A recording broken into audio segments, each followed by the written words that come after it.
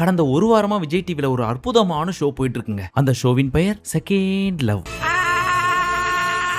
இதுல என்ன பண்ணுவாங்கன்னா, இதுக்கு முன்னாடி காதல்ல யாராவது தோத்து போயிருந்தாலோ, ஏமாத்திருந்தாலோ, ஏமாற்றப்பட்டிருந்தாலோ கவலையப்படாதீங்க, உங்களை நாங்க சேர்த்து வைக்கிறோம். ஆனா அதே பேர் கூட கிடையாது, வேற ஒரு பையன் வேற ஒரு பொண்ணோட. நாசமா போனவனே அது ஏன் ஒய்ஃப்டா? ஒய்ஃபா? அப்ப அது அவர் என் புருஷன்டா அப்படின்னு ஒரு பெரிய இனிஷியேட்டிவ் எடுத்து ஒரு வீட புக் பண்ணி பசங்க பொண்ணுங்க எல்லாரையும் கூப்பிட்டு உள்ள வர வச்சு வகை வகையா சோத்த போட்டு டிசைனா பெட் எல்லாம் போட்டு உங்களுக்கு நாங்க இருக்கோம், நீங்க என்ன வேணா பண்ணுங்க அப்படின்னு கதவை மூடி விட்டு வெளில வந்துருவாங்க. திரும்பவும் தங்களுக்கான அந்த செகண்ட் லவ் கண்டுபிடிக்க முடியும்ன்ற hope. Let's start second love. தவறு செய்து விட்டாய் சிவகாமி. அது மட்டும் இல்ல, தப்பி தவறி அவங்களுக்குள்ள ஏதாவது செட் ஆகலன்னு வச்சுக்கோங்களேன், அதுக்கு ஒரு ஹோஸ்ட் வச்சிருக்காங்க. அவங்க தான் கியூபிடா. அந்த கியூபிட் யார் தெரியுமா? நம்ம ஹிந்தி பிக் பாஸ்க்கு போயிட்டு வந்தாங்களே ஸ்ருத்திகா, அவங்க தான். நான் இங்க வந்திருக்கேன். I am your Cupid. கியூபிடா என்ன பண்ணுவீங்க? அவங்க என்ன பண்ணுவாங்க, ஒருவேளை ஒரு பையனுக்கும் பொண்ணுக்கும் நடுவுல ஒண்ணுமே இல்லைனாலும் ஜஸ்ட் தெரியாம தோளோட தோல் உரசிக்கிட்டா கூட நீங்க ரெண்டு பேரும் நடக்கிறப்ப லைட்டா உங்க தோல் உரசிச்சே அதை பாக்குறப்ப ரொம்ப அழகா இருந்துச்சு, உங்களுக்குள்ள ஒரு நல்ல கெமிஸ்ட்ரி இருக்கு, உங்க ரெண்டு பேரும் சேர்த்து வச்சு பாக்குறதுக்கே ரொம்ப அற்புதமா இருக்கு, தயவு செய்து லவ் பண்ணி காதல் ஜோடியா பட்டாம்பூச்சா உலகம் ஃபுல்லா பறந்து வாங்க அப்படின்னு அவங்க கால்ல விழாத குறையா பேசி அவங்க ரெண்டு பேரையும் சேர்த்து வைக்க ட்ரை பண்ணுவாங்க. இந்த ரொமான்ஸ் நீ தான் டைரக்டரா? தேராதே. ஒரு வேளை அவங்க ரெண்டு பேரும் சேரலன்னு வெச்சுக்கோங்களேன், வீட்ல இருக்காங்க ஏகப்பட்ட மத்த பொண்ணுங்க இல்ல பசங்க, அவங்களோடயாவது சேர்த்து வைப்போம். ஃபைனலி இந்த ஷோ முடியறப்போ ஒண்ணுக்கு ரெண்டா கூட போங்க, ஆனா சிங்கிளா மட்டும் போக கூடாது அப்படின்றதுல ரொம்ப தெளிவா இருக்கிறது மட்டும் இல்லாம அந்த 30 நாள் அவங்களுக்குள்ள கெமிஸ்ட்ரியை உருவாக்குறதுக்கு எந்த எக்ஸ்ட்ரீமுக்கு வேணா போறதுக்கு இவங்க ரெடி. அப்பேற்பட்ட இந்த ஷோவின் பெயர் தான் செகண்ட் லவ்.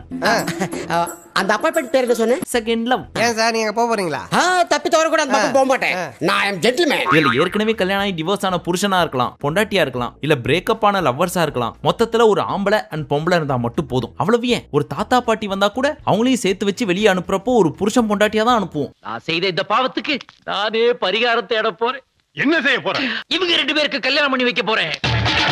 நீங்க செய்ய வேண்டியதெல்லாம் ஒன்னே ஒண்ணுதான், எப்படி எல்லாம் கரெக்ட் பண்ணலாம் அப்படின்னு சொல்லி ப்ரிப்பேர் ஆயிட்டு மட்டும் வாங்க, மத்தத நாங்க பாத்துக்கிறோம் அப்படின்னு சம்பளத்தையும் கொடுத்து வீட்டையும் கொடுத்து சொகுசான வாழ்க்கையும் உள்ள கொடுத்து கூடவே என்னென்ன தேவையோ அதெல்லாத்தையும் செஞ்சு வச்சு இவ்வளவு பண்ற நம்ம விஜய் டிவிக்கு இவங்க என்ன கைமாறு செய்ய போறாங்க? வெளிய வந்து நமக்கு நிறைய டைவர்ஷன்ஸ் இருக்கும், டிஸ்ட்ராக்ஷன்ஸ் இருக்கும். இங்க போனுகின்னு எதுவுமே கிடையாது. Find the right person. ஏன்னா கல்யாணத்துக்கு அப்புறம் பல குடும்பம் பிரியத்துக்கு இதான் மெயின் காரணம். இதுல நீ ஜெயிச்சினாதான் முழுசா ட்ரெயின் ஆயிட்டேன்னு அர்த்தம். என்னோட பேக்கேஜ்ல இதுவும் இன்க்ளூசிவ். கிட்டத்தட்ட இதுவும் ஒரு பிக் பாஸ் மாதிரி தான் வச்சுக்கோங்களேன். 24 மணி நேரத்துல நடக்கிறத 1 மணி நேரத்துல காமிப்பாங்க. அது மட்டும் இல்லாம அதுல நடக்கிற மாதிரி இதுலயும் ஒரு சில ஆக்டிவிட்டிஸ்லாம் இருக்கும். அந்த ஆக்டிவிட்டிஸ் எப்படி இருக்கும் அப்படின்னு பார்த்தா, நீங்க இவரை பத்தி எந்த அளவுக்கு புரிஞ்சு வச்சிருக்கீங்க, அவரு உங்களை பத்தி எந்த அளவுக்கு புரிஞ்சு வச்சிருக்காரு, உங்க ரெண்டு பேருக்குள்ள கெமிஸ்ட்ரி எந்த அளவுக்கு ஒர்க் அவுட் ஆயிட்டு இருக்கு. இப்போ ஒருவேளை இந்த ஃபிகர் உங்களுக்கு உஷாராகல அப்படின்னா வேற எந்த ஃபிகரை உஷார் பண்ணலாம்னு மைண்ட்ல வச்சிருக்கீங்க. ஒருவேளை ரெண்டு பேருக்கு ஓகே ஆயிடுச்சு அப்படின்னா ஃபர்ஸ்ட் நைட்டுக்கு எந்த ஒரு கூட்டு போவீங்க?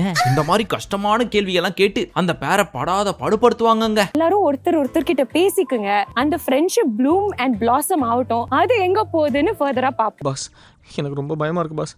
நீங்க வேணா கூட வரதுன்னா குழு மணல டூர் கார்டா போற, இங்கெல்லாம் தனியா தான் போனோம். இந்த போட்டியில எனக்கு ஒரு சான்ஸ் கொடுங்க அப்படின்னு சொல்லி யாரெல்லாம் கலந்துக்கிட்டாங்கன்னு கொஞ்சம் பார்க்கலாமா? இதுல ஒரு சில முகங்கள் உங்களுக்கு நல்லாவே தெரிஞ்சிருக்கும். Bigg Boss title winner Azeem இருக்கார்ல, அவரு வந்திருக்காரு. விஜய் டிவி சீரியல்ல ஒருத்தவங்க வருவாங்களே மோனிஷான்னு சொல்லி, அவங்க வந்திருக்காங்க. இவங்க ரெண்டு பேருக்குமே கல்யாணம் ஆகி குழந்தையும் இருக்கு. இருந்தாலும் நாங்க புது ஜோடியை தேட வந்திருக்கோம் அப்படின்னு சொல்லி வந்திருக்காங்க.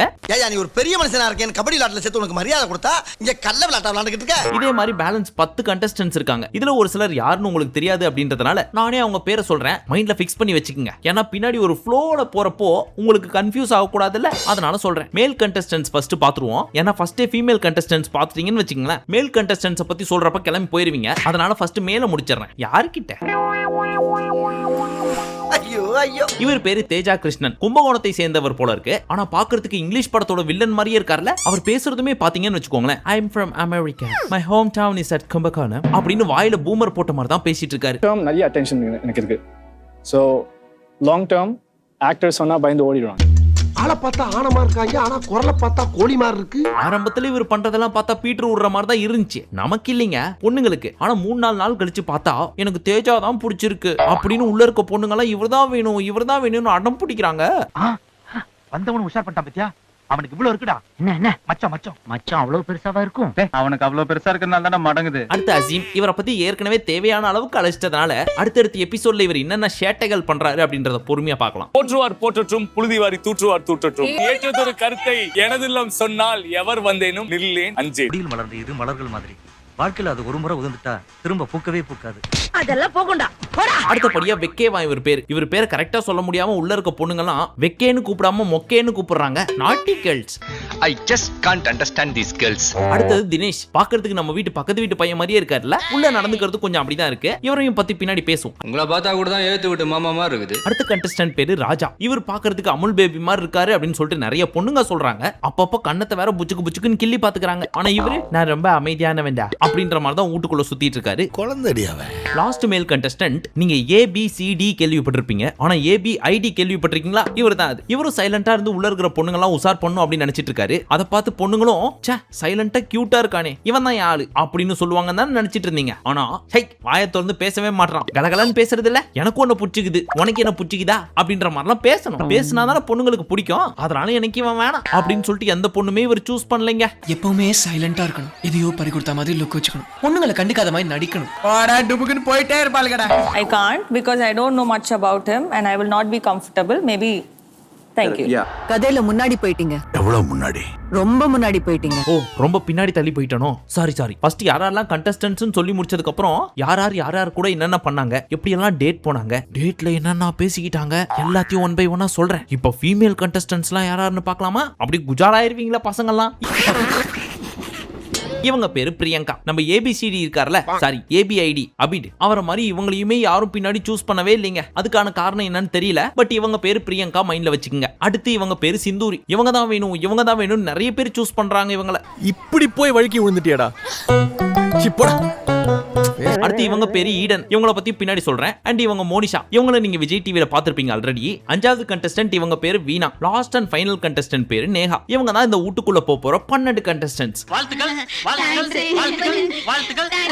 இத மெயின் ஹோஸ்டா ஒருத்தவங்க பண்றாங்க. அவங்க யார் தெரியுமா? நம்ம ராஜா மாதா ரம்யா கிருஷ்ணன். நம்மளை சுத்தி எல்லாமே மாறுற மாதிரி தான் லவ்வும் மாறிட்டே இருக்கு. இதெல்லாம் ஒரு பொழப்பா பாஸ்? தமிழ்நாட்டுல இப்ப இதுதான்டா ஹாட் பிசினஸ். காதலர்கள் நம்ம கிட்ட உதவின்னு கேட்டு வராங்க. அவங்கள ஒருத்தர் சேர்த்து வைக்க. ஃபர்ஸ்ட் எபிசோட்லயே இவங்க எல்லாரையும் உட்கார வச்சு வந்துட்டீங்களா, இப்ப சொல்லுங்க உங்க சோக கதை, சொந்த கதை, விட்டு போனது, புட்டுக்கிட்டது எல்லாத்தையும் விலாவரியா சொல்லுங்க அப்படின்னு சொல்லவும் ஃபர்ஸ்ட் வந்து நம்ம கேர்ள்ஸ் எல்லாருமே நானா நல்லவதான், அவன் தான் கெட்டவன், அவன் இப்படி பண்ணான் அப்படி பண்ணான் அப்படின்னு இவங்களும். அடுத்து வந்த பசங்க எல்லாருமே ஒரு சில சந்தர்ப்ப சூழ்நிலை, தவிர்க்க முடியாத காரணங்கள், அதனால விட்டு வர்ற மாதிரி ஆயிப்போச்சு அப்படின்ற மாதிரி சொல்லிட்டு இருந்தாங்க. ஆனா நம்ம அசீம் மட்டும் பிக் பாஸ்ல என்னென்ன உருட்டுனாரோ அதே உருட்டை இங்கேயும் வந்து உருட்டினார். இந்த பட டயலாக் எல்லாம் வச்சு நான் லவ் பண்ணதுல தப்பு இல்ல, லவ் பண்ண ஆளுதான் தப்பு அப்படி இப்படின்னு. இந்த பாஸ்ட் லைஃப்ல என் ப்ரொஃபஷன் ஒரு பிரச்சனையா இருந்துச்சு, பொசசிவ்னஸ் ஒரு பிரச்சனையா இருந்துச்சு, படி மேல போய் பொறாம கூட வந்துச்சுங்க. பரம்பரை இதே பொரிய வைக்கிறீங்களே, இன்னும்டா நமக்கு போகாம இருக்குது. இப்போ ஃபர்ஸ்ட் வந்த கேர்ள்ஸ்லாம் இருக்காங்கல்ல, அவங்க லவ் ஒரு பசங்களை சூஸ் பண்ணுமா, எதுக்குன்னு கேக்குறீங்களா?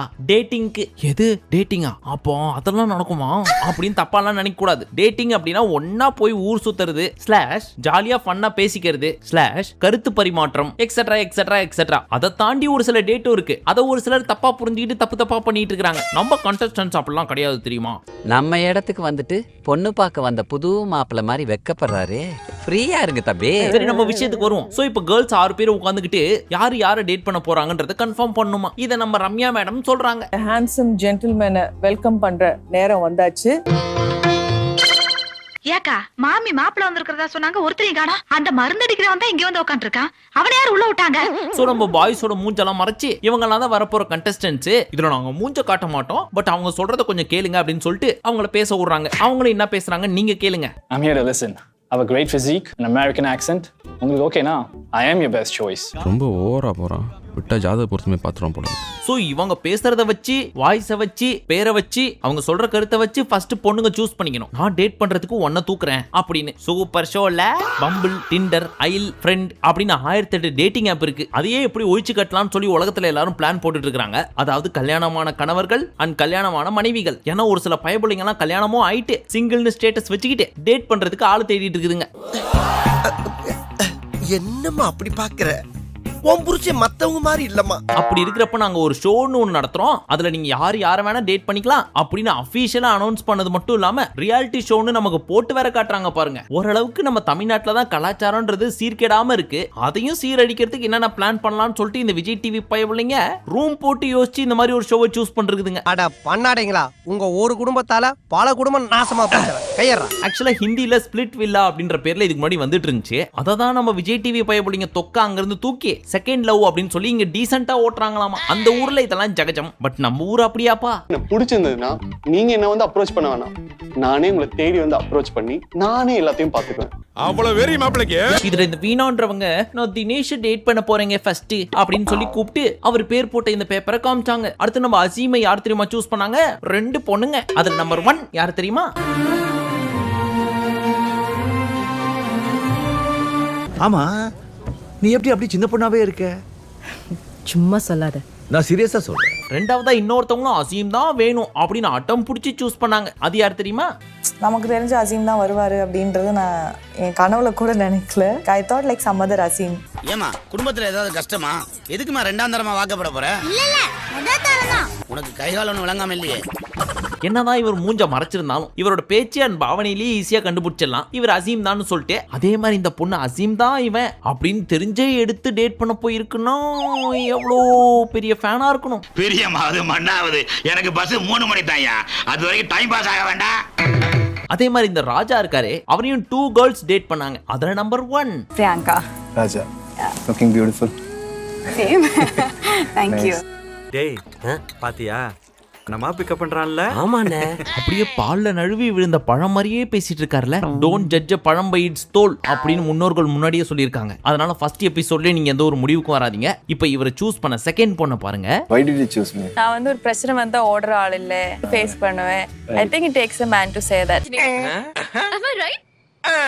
இவன் சச்சின் தெண்டுல்கர்னு சொன்னா கூட அவன் நம்புவா போல. இப்போ இதுலயே 4 போயிடுச்சு. அடுத்து இந்த வெக்கேன் இருக்காரு தெரியுமா, அவர் நல்லா சமைப்பாராம். அது தெரிஞ்ச உடனே எனக்கு வேணும்னு மோனிஷா அப்பவே கை தூக்கிட்டாங்க. சோ இவரும் இவங்களும் டேட் பண்ணாங்க. சோ ராஜாவை சூஸ் பண்ண 2 பேர் இந்த பொண்ணு, அசீமை சூஸ் பண்ண 2 பேர் இந்த பொண்ணுங்க, வெக்கேவை சூஸ் பண்ணது இந்த பொண்ணு அண்ட் விவேக்கை சூஸ் பண்ணது இந்த பொண்ணு. இப்போ 6 பொண்ணுங்களும் தீந்து போயிட்டாங்களா? 2 பசங்க மட்டும் பரிதாபமா நின்னுட்டு இருந்தாங்க. அதுல 1 நம்ம ஃபாரின் கும்பகோணத்துக்காரரு, 2 இந்த ஏபிசிடி அதான் நம்ம அபிட். இவங்க 2 பேரையுமே யாருமே சூஸ் பண்ணலப்பா. நீ என்ன போலியாடா? ஆளாளுக்கு அவன் ஜோடியோட போயிட்டான்.